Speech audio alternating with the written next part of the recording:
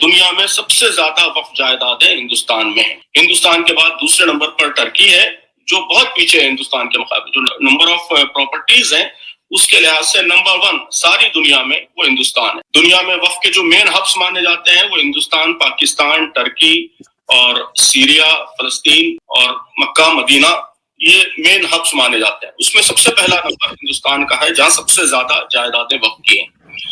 Sachar committee ने report में मौजूद है कि जो एस्टिमेशन किया है वक्फ की जायदादों का वो 60 लाख एकड़, 6 मिलियन एकर्स, यानी 24,280 स्क्वायर किलोमीटर की जायदाद है हिंदुस्तान में वक्फ। 24,280 स्क्वायर किलोमीटर, ये कितना बड़ा रकबा है आप अंदाजा इसका इससे लगा लीजिए कि जो केरला है, केरला का रकबा 38,863 स्क्वायर किलोमीटर है। 60 लाख एकड़ और 24,280 स्क्वायर किलोमीटर। खुद सुन लिया आपने, ठीक है, बिल्कुल। और ऐसे ऐसे इन्हीं के अंदर के लोगों से मैंने इनके बातचीत को बहुत सारा निकलवा लिया है और इनके अंदर के ही लोगों ने मुझे बहुत सारे डॉक्यूमेंट्स भी भेजे हैं मुझे, इनके अंदर के ही लोग, जिसमें ये पता चलता है कि ये हमारा इस्लाम 1450 साल पुराना है, सबको पता है। आप तो इस्लामिक देश पता है, हाँ जाहिर है, सबको मालूम है। तो फिर 1500 साल पुरानी मंदिर को ये बाबर का बनाया हुआ या अपने अब्बू जान का बनाया हुआ बोल करके वक्फ की प्रॉपर्टी में कैसे ले लेते हैं, जबकि इस्लाम ही है 1450 साल पुराना। तिरुचिरापल्ली में एक 1500 साल की पुरानी मंदिर है जिस पर वक्फ बोर्ड ने धावा बोल दिया और कहा कि ये हमारे मुसलमानों की जगह। Waqf board is a simple land mafia and nothing else. हम सबको पता है कि लियाकत अली जिन्ना और नेहरू और गांधी जी और ब्रिटिश के साथ कंबाइंडली बैठ करके वक्फ बोर्ड को बनाया गया था, जो मुसलमानों के सोशल वेलफेयर के लिए बनाया गया था।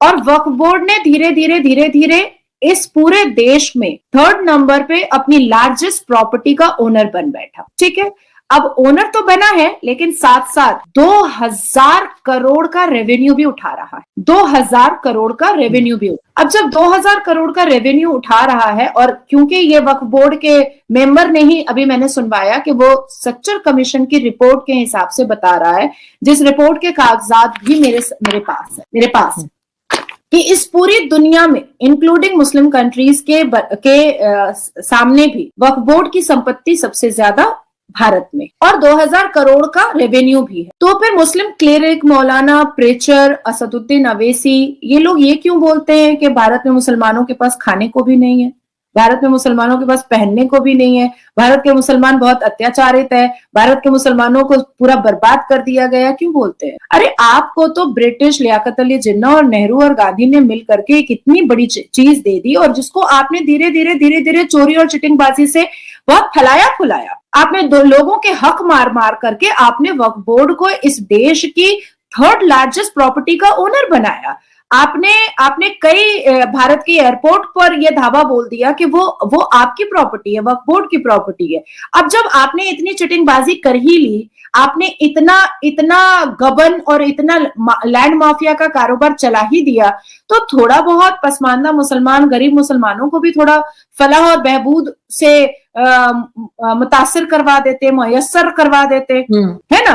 अब मुसलमान बेचारे, यही सच्चर कमीशन का रिपोर्ट ये कहता है कि पूरी दुनिया में सबसे ज्यादा वक्फ बोर्ड के पास प्रॉपर्टी भारत में है, और यही सच्चर कमीशन का रिपोर्ट कहता है कि भारत में मुसलमान एजुकेशन में दलित से भी पीछे। दोनों सच्चर कमीशन की रिपोर्ट है, और कोई भी गूगल में सर्च कर सकता है, या किसी भी बीबीसी वर्ल्ड न्यूज में जाके सर्च कर लो, अल जजीरा में, क्योंकि मुसलमानों को ये सब बायस चैनल पर ज्यादा फेथ होता है, ज्यादा बिलीव होता है, तो इसलिए मैंने इनका ही नाम। तो वो अल जजीरा और बीबीसी ने भी छापा हुआ है कि सच्चर कमीशन की रिपोर्ट के हिसाब से मुसलमान भारत में दलित से भी पीछे है पढ़ने में। तो भाई, जब तुम 2nd लार्जेस्ट प्रॉपर्टी ओनर हो, तो तुम्हारे हाथ किसने बांध रखे मुसलमानों के लिए यूनिवर्सिटी खोलने के लिए, मुसलमानों के लिए एकेडमिक क्वालिफिकेशन का काम करने के लिए? किसी ने तो बांध नहीं रखे, तुमको तो करना चाहिए।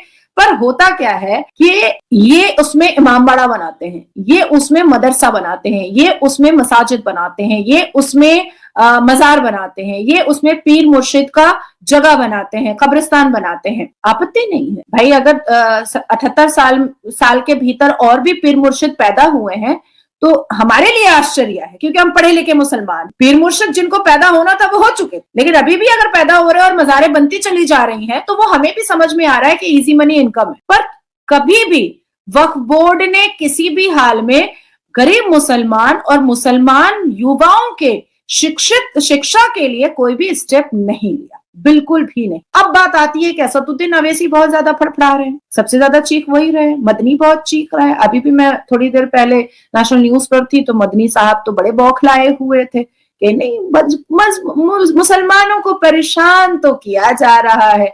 अरे जब किया जा रहा है तो सीए पे बुला क्यों रहे थे मुसलमानों, बेचारे को अच्छे से रहने दो। अब है कि असदुद्दीन अवैसी का भांडा फूटा है और हिजाब खुला है। असदुद्दीन अवैसी ने 3000 करोड़ की संपत्ति गबन करके रखा हुआ है वक्फ बोर्ड, उसमें महल बनाया है, उसको 8-8 रुपए के रेंट को वक्फ बोर्ड को देकर के हजारों करोड़ों रुपए वो कमा रहा है। वक्फ बोर्ड को वो 8 रुपए रेंट देता है और उससे वो करोड़ों रुपए कमा, 3000 करोड़ की संपत्ति। अब आती है बात कि आखिर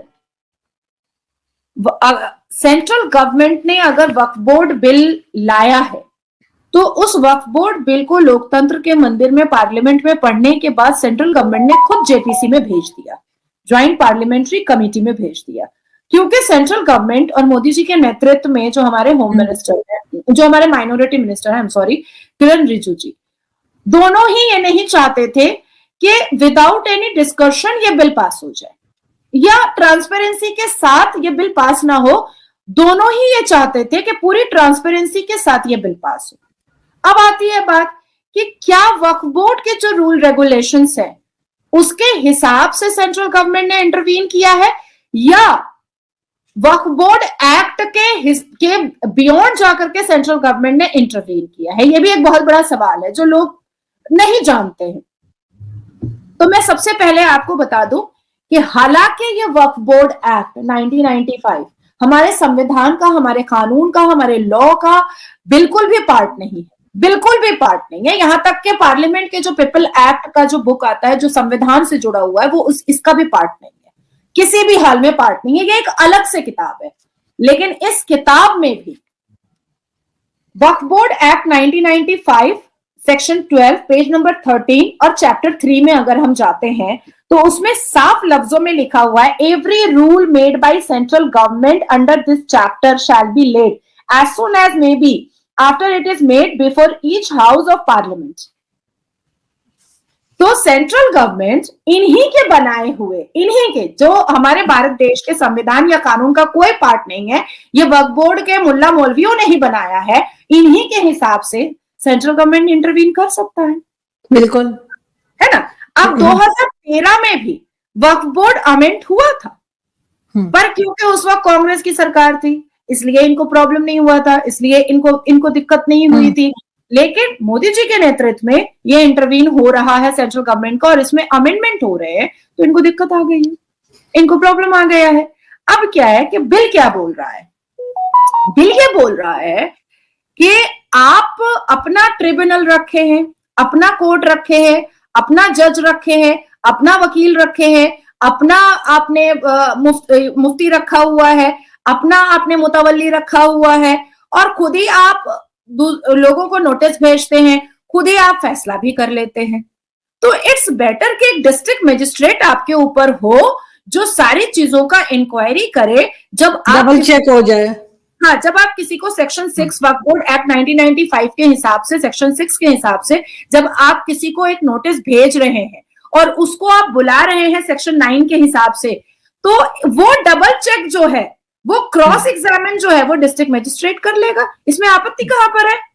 अच्छा, ऐसा कहीं नहीं होगा दुनिया में कि यही वक्फ बोर्ड ये भी बता रहा है कि जब हम किसी की जमीन हड़पेंगे, जब हम किसी की जमीन को अपना बोलेंगे तो उसके सर्वे का सारा पैसा जो है वो स्टेट की सरकार देगी, स्टेट की सरकार देगी। क्यों भैया? हाँ। एक तरफ तुमको सरकार का इंटरवेंशन नहीं चाहिए, दूसरी तरफ तुमको सरकार से पैसा भी चाहिए सर्वे करने के लिए, तीसरी तरफ तुम ना राज्य की सरकार को और ना केंद्र की सरकार को तुम कुछ डेटा और कुछ अकाउंटेबिलिटी देना चाहते हो। आखिर छुपा क्या रहे हो? छुपाना क्या चाह रहे हो? फोर्थ और वेरी इंपॉर्टेंट थिंग है, उसके बाद मैं आपका सवाल लूंगी, बहुत इंपॉर्टेंट है ये बात।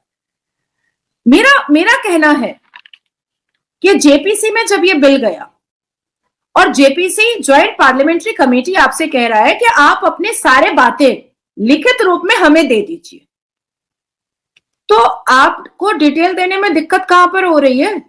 आपने जो प्रॉपर्टी रखी है, आपने कितने सोशल वेलफेयर किए हैं और आपने कितना सोशल वर्क किया है, आपने मुसलमानों को कितना रिफॉर्म किया है, आपने मुसलमानों को कितना एडुकेट किया है, आपने मुसलमानों युवाओं के लिए कितने कितने स्कीम्स निकाले हैं, आपने मुसलमान बच्चियों की कितनी शादियां कराई हैं, आपने मुसलमान बच्चों के लिए कितना एजुकेशन स्कॉलरशिप निकाला है, आपने कितने स्कूल बनाए हैं, कितने यूनिवर्सिटी बनाए हैं, कितने हॉस्पिटल बनाए हैं, कितने सरायखाने बनाए हैं, कितने आपने विडो हाउस बनाया है, कितना आपने ऑर्फन हाउस बनाया है, कितने एकेडमिक क्वालिफिकेशन के लिए आपने सेंटर खोले हैं, कितने कंप्यूटर सेंटर खोले हैं, कितने एमबीबीएस के लिए आपने कॉलेजेस खोले हैं, कितने एलएलबी के लिए आपने कॉलेजेस खोले हैं, दे दीजिए। बिल्कुल डिटेल्स दे दीजिए। राइट, प्रॉब्लम कहां पर है?